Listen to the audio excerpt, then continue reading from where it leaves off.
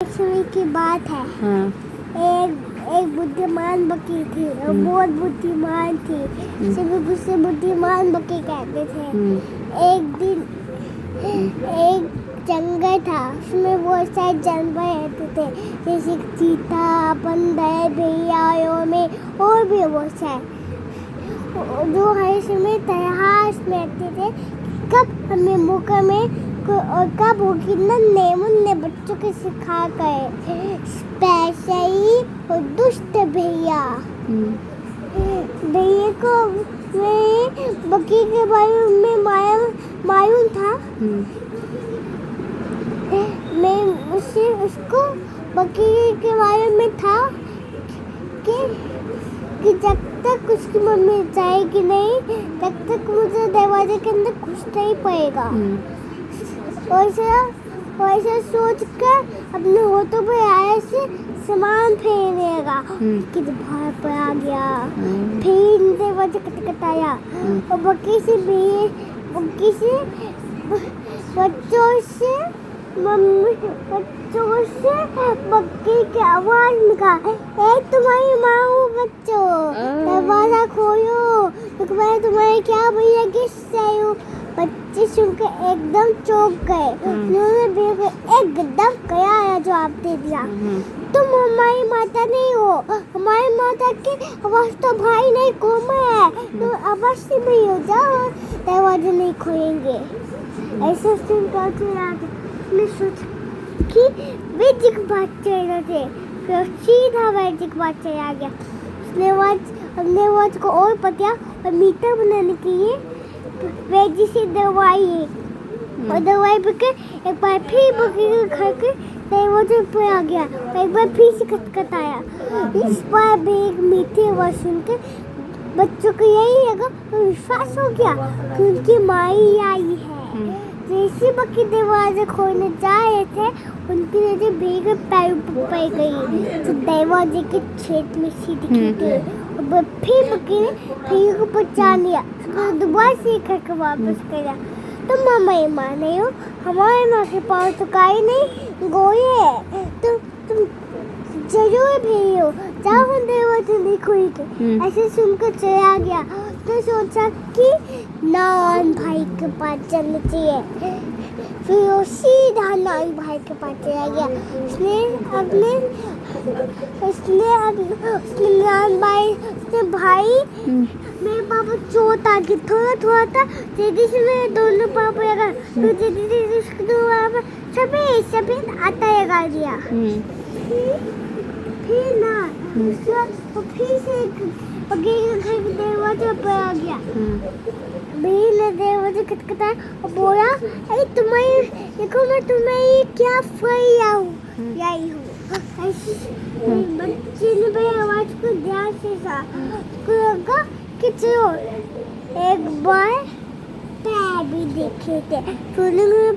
दरवाजे से दिखाने के बोला। काया भैया ने आते कि सफेद पैरों को आगे कर दिया। तो बच्चों ने सफेद पैर देखे तो उनको लगा कि पैर भी गाय ने गोए है, आवाज भी भाई ने मीठी है। और ऐसा सोच कर दरवाजा खोल दिए। फिर भी अंदर घुसकर और तीनों बच्चों को पछपटे और तीनों बच्चे से डर कर जंगल में भाग गए। बच्चे तो छोटे जगह पर छुप गए। तुम भैया तो बड़ा था, उनके पास जा ही नहीं पाया, तो बासी के पेपर के पेड़ के नीचे बैठ गया। जब थोड़ी देर बाद बकरी खाने के वापस आई तो उसने देखा कि तो अंदर से कोई भी आवाज नहीं आई। तो बकरी को बहुत हंसी हुआ। दरवाजे को धक्का दिया तो दरवाजा खुल गया। फिर दरवाजा पहले से खुला हुआ था। बकरी के बाद तीनों बच्चे नहीं थे। जब उसको बच्चे नहीं मिले वो बहुत परेशान हो गए। सोचने लगी कि शायद दुष्ट भैया कि प्यारे बच्चों की शिकायत किया। बकरी जोर से रोने लगी। एक बकरी ने सोचा कि यहाँ बैठकर इस तरह रोने का क्या फायदा, चलकर देखना चाहिए। आखिर बच्चे को कुछ पता चला तो उसने अपने मन में ठान लिया दुष्ट भैया से और बनाइए कहीं आएगी। ऐसे सोच कर और डैडी और जंगल में भी दूर निकल गई, थोड़ी दूर गई थी कि पीपल के पेड़ में वही भैया उसको सोता हुआ दिखा। पैर बकरी को बहुत गुस्सा आया। उसने सोचा कि मैं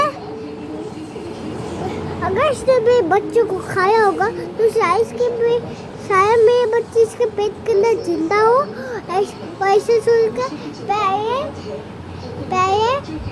पहले टेयर के पास गए, वैसे सुई धागा गए, फिर लोहा के पास गए। उसने सिंगों को एकदम तीखा और नुकीला बनाया। सिंग पीके मुक्के मारने का बाकी पत्थर वाले के पास गए और वहाँ से 3 बड़े पत्थर का वो पीपल के पेड़ की ओर भागती आई। फिर उसी दशा में फर्स्ट वहीं पर सोया पड़ा था। बाकी भाई चुपचाप से पेट के पास बैठ गई। नीति की सिंह को भेज पेट उखड़ा दिया। तो उसके पेट में भी बच्चे नहीं देते।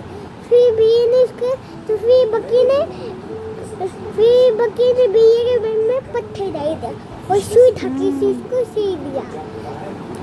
जब बकी दुखी और जब वो तालाब से पानी पीने गया तो उसका ना पेट बहुत भारी लगेगा। तालाब में खड़े को पानी पीने के चुका तो पत्थर नीचे की तरफ आ गया और पत्थर के वजह से हमने बैठ को बैठा, तालाब में गिर गया। जब बकी दुखी हो गया हमने घर वापस है तब उसने देखा कि 3 बच्चे दौड़ते घर की तरफ आए हैं। बच्चे सुन के बहुत खुश। जब बच्चों ने सुना कि मम्मी ने फिर उसे भी सिखा दिया तो बहुत खुश नाचने लगे। और जो सबसे शरारती बच्चा था वो मुस्कुरा कर अपनी मम्मी से और बोला माँ अगर इसकी स्मार्ट हो। खत्म कहानी। वाह वाह वाह वाह, बहुत अच्छा कहानी था।